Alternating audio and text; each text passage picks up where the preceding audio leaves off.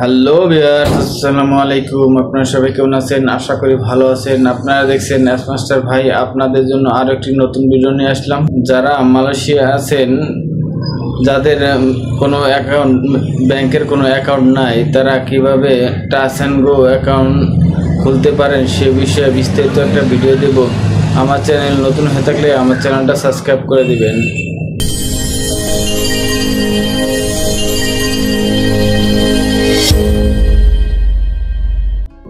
Welcome guys.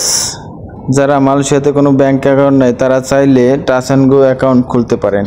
খোলার জন্য আপনাকে সাইন আপে ক্লিক করতে হবে। তারপরে এখানে আপনার নাম্বারটা দিয়ে দিবেন। আপনি যে নাম্বারটা সবসময় ইউজ করেন, সেই নাম্বারটা আপনি এখানে লিখে দিবেন। নাম্বারটা লেখা হয়ে গেলে এখানে নেক্সট ক্লিক করবেন। নেক্সট ক্লিক করার পরে এখানে দেখুন একটা কোড যাবে। আপনার যে সিমের নাম্বারটা দিয়েছেন ওই নাম্বারে একটা কোড চলে যাবে। ওই কোডটা এখানে বসায় দিবেন। এখানে দেখুন আমার কোডটা চলে আসছে।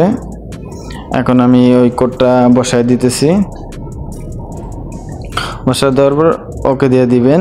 ওকে দেওয়ার পর এখানে আপনার ফেস লক চাইবো। আপনি যে আপনার যে একটা পিনকোড দিবেন, ওই পিনকোডটা দিবেন।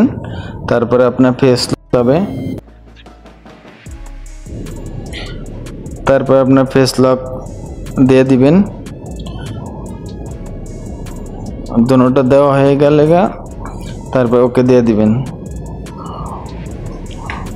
ওকে দেওয়ার পর এখানে লেখা আছে সিকিউরিটি কোশ্চেন। আপনি যে কোনো একটা সিলেক্ট করে দিতে পারেন। আমি এখানে টিচার আছে, মুভি আছে, আমি মুভির নাম দিয়ে দিতেছি। এটা পরবর্তীতে কাজে লাগবে। আপনার কোনো সমস্যা হলে ওই সময় লেখার পর নেক্সট দিয়ে দিবেন। এখানে আপনাকে প্রথমে দিতে হবে আপনার নাম। আপনার পাসপোর্টে যে নামটা আছে স্পেলিং ওইভাবেই লিখতে হবে। আপনার নামটা পুরোপুরি দিয়ে দিবেন। যে পাসপোর্টে এখানে লেখা আছে ওই পাসপোর্টের নামটা দিয়ে দিবেন।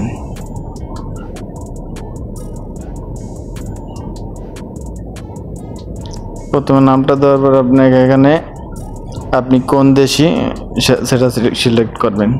আমি বাংলাদেশি সিলেক্ট করার পর এখন দেখুন আপনার পাসপোর্ট নাম্বার নিচে এখানে পাসপোর্ট নাম্বারটা দিয়ে দিবেন। এখানে পাসপোর্ট নাম্বারটা দেওয়ার পরে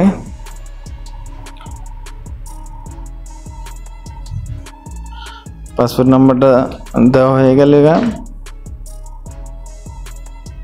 যাদের মালয়েশিয়া কোনো ব্যাংক অ্যাকাউন্ট নেই, তারা চাইলে এটা খুব সহজে টাচ অ্যান্ড গো অ্যাকাউন্ট খুলে আপনারা যে কোনো পেমেন্ট করতে পারবেন, কেনাকাটা করতে পারবেন।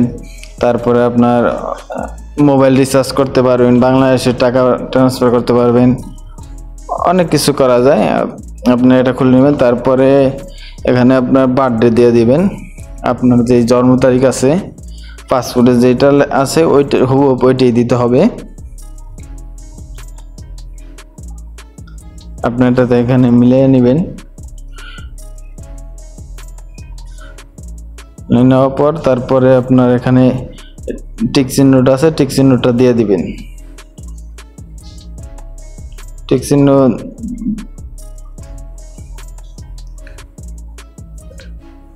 চিহ্নটা দিয়ে দিবেন। টিক চিহ্ন দেওয়া হয়ে গেলে আপনার এখানে নিচে যে সাবমিট অপশন আছে এখানে ক্লিক করে দিবেন। আপনি চাইলে ইমেল অ্যাড্রেসটা দিয়ে দিতে পারেন। ইমেল অ্যাড্রেস দেওয়ার পর আপনি সাবমিটে ক্লিক করে দিবেন। সাবমিটে ক্লিক করে দিলে ওকে হয়ে গেছে। এখন দেখুন আপনার অ্যাকাউন্ট খোলা হয়ে গেছে। এখন আপনারা যে কোনো টাকা ট্রান্সফার, এরকম দরকারি টিপস পেতে হলে আমার চ্যানেলটা সাবস্ক্রাইব করে দিবেন।